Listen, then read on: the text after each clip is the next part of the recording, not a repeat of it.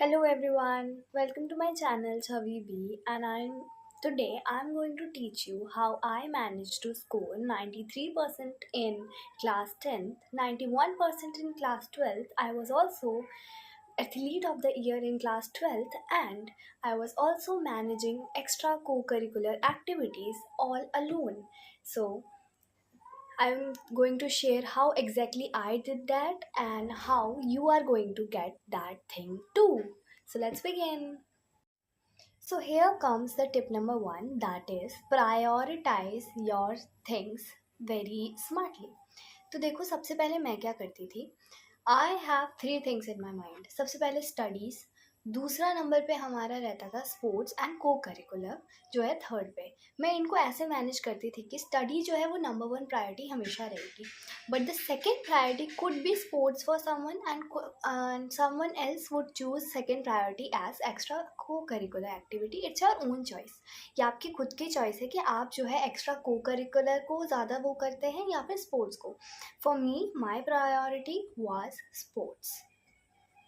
ठीक है, तो सबसे पहले मैंने जो है प्रायोरिटाइज़ कर दिया कि सबसे पहले मुझे जो है अपने पढ़ाई में अच्छा होना है, then sports and then lastly मुझे जितने भी एक्टिविटीज़ में उसके बाद भी टाइम मिलता है मैं उस टाइम को कंज्यूम करूँगी उस एक्टिविटीज़ में, rather than doing just gossiping stuff that most of the student does genuinely. ठीक है, तो इसके बाद second thing I use to do is time blocking.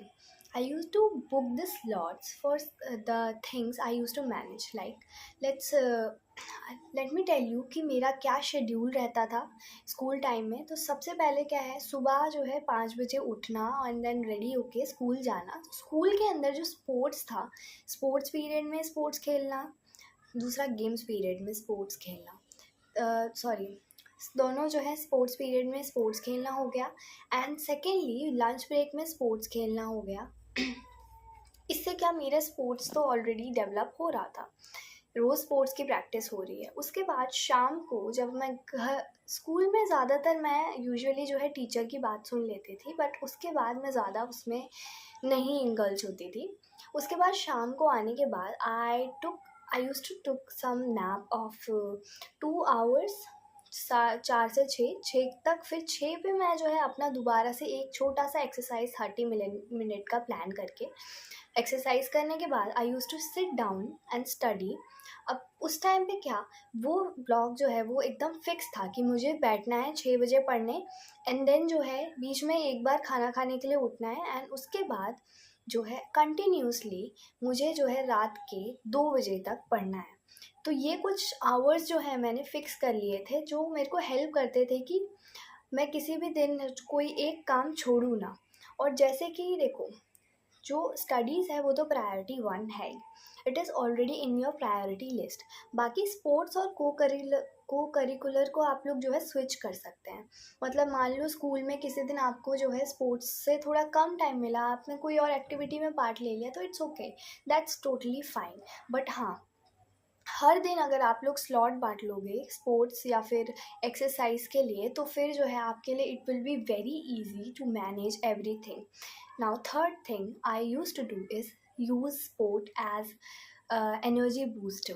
So sports was not like distraction for me, it was more like energy booster. It was giving me dopamine, happy hormones, which are happy hormones, जिससे कि मुझे और ही better feel होता था instead of getting into that guilt कि मैंने ये क्या किया, टाइम वेस्ट किया. No, I was very happily participating in both of the things. क्यों? क्योंकि ये मेरे को एक्चुअली हेल्प कर रहा था. अगर मैं कोई एक टॉपर जो है वो पूरे दिन बैठ के पढ़ रहा था, मैं उतना ही पढ़ाई जो है वो सिर्फ 3 घंटे के अंदर या 4-5 घंटे के अंदर कर पा रही थी, तो ये सिर्फ स्पोर्ट्स की वजह से था. Now fourth thing I use to do is consistency over intensity. देखो कंसिस्टेंसी मतलब क्या, आपको रोज़ पढ़ना पड़ेगा. ओवर कि आपने एक दिन बहुत पढ़ लिया एंड देन सेकेंड डे आपने बहुत स्पोर्ट्स खेल लिया एंड थर्ड डे आप जो है को करिकुलर में जो है पार्टिसिपेट कर लिए, नहीं. कंसिस्टेंसी इज़ वॉट मैटर्स है. कंसिस्टेंसी का मतलब ये हुआ कि आपको हर दिन थोड़ा थोड़ा पढ़ना है, हर दिन थोड़ा थोड़ा स्पोर्ट्स या फिर जो भी आपकी एक्टिविटी जिसमें भी आप पार्टिसिपेट करते हैं उसको आपको जो है फॉलो करना है, ये हर दिन होना चाहिए. This is not a thing that you should do on some random day कि आज चलो ये करते हैं, आज हम पढ़ाई करेंगे. No, it is not like that. Now next point I used to do is cut out the time wasters like social media, YouTube and Instagram, Facebook, Twitter, Threads, etc. Nowadays Threads भी आ गया है, उस time पे तो नहीं था लेकिन तो मैं क्या उसको कट आउट कर देती थी, मैं डीएक्टिवेट कर देती थी उस अकाउंट को या समथिंग लाइक दैट. मैं मतलब उससे एकदम टच में बहुत कम थी. मैं मेरे दोस्तों से भी पूछोगे तो मैं जो है इंस्टाग्राम या फिर उस पर डीएक्टिवेटेड ही रहती थी. वेरी रेयरली मैं वहाँ पे मिल जाऊँगी just to get some mood swift, थोड़ा सा चेंज के लिए. ठीक है. Another thing, ask out for help. किसी से भी हेल्प मांगने में घबराने की कोई बात नहीं है. Asking for help is not a bad thing. It actually helps कि तुम जो है आराम से मैनेज कर पाओगे. और पता है कोई भी इतना बुरा नहीं होता कि वो हेल्प करने से मना कर दे. That is very very delusional thing कि कोई तुम हेल्प मांगोगे और वो तुम्हें मार ही देगा. नो नो, द मोर, क्या ज़्यादा से ज़्यादा क्या होगा, ना ही मिलेगा ना. But there are like 99% chance कि तुम्हारी हेल्प हो जाए और तुम अगर आस्क आउट करोगे तो तुम्हें नई आइडियाज़ आएंगे. That ideas actually help. And the last most tip I'm going to give is balance. The key is to balance, not perfection. Balance होना चाहिए पढ़ाई के बीच में, स्टडीज़ हो गया पढ़ाई के बीच में, एंड स्पोर्ट्स के बीच में, को करिकुलर के बीच में. फर्स्ट प्रायोरिटी सेट होनी चाहिए कि स्टडीज़ है, और वो 90% लोगों की प्रायोरिटी स्टडीज़ होती है. सिर्फ 10% लोग जो सच में फ़िज़िकली किसी गेम को खेलना ही चाहते हैं, उस लेवल में जाना चाहते हैं, तो उनकी प्रायोरिटी स्पोर्ट्स हो सकती है. But 90% of the students are into studies more. And then studies के बाद स्पोर्ट्स के बाद को करिकुलर. मेरा था रूटीन. आप लोग जो है चेंज कर सकते हैं according to your hobbies and interest. But हाँ, स्टडीज़ जो है अगर आप इसको टाइम स्लॉट्स में बांट लेंगे तो it would be very easy. ठीक है. सो एट लास्ट मैं यही बोलूँगी कि देखो, this is not a super hero kind of thing. This is simple very basic thing. Every one can do that. ठीक है. You just need more focus, more consistency, and it doesn't work out if you don't want to. अगर तुम सच में करना चाहते हो तो you have to manage it all, and this is very easy, not so tough. ठीक है, कोई सुपरमैन वाली बैटमैन वाली चीज़ नहीं है. ठीक है, बहुत ईजी है.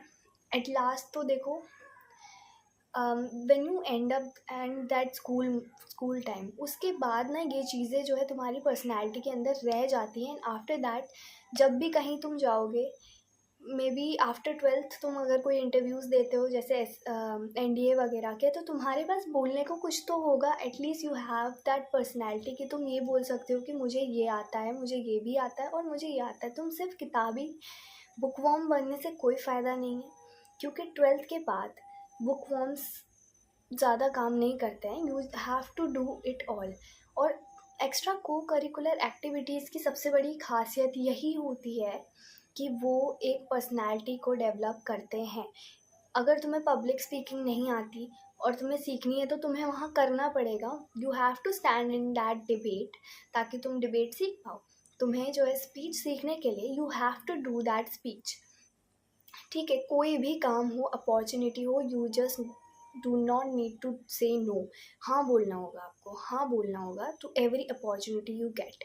This is the key I followed my entire life, that you don't have to say no.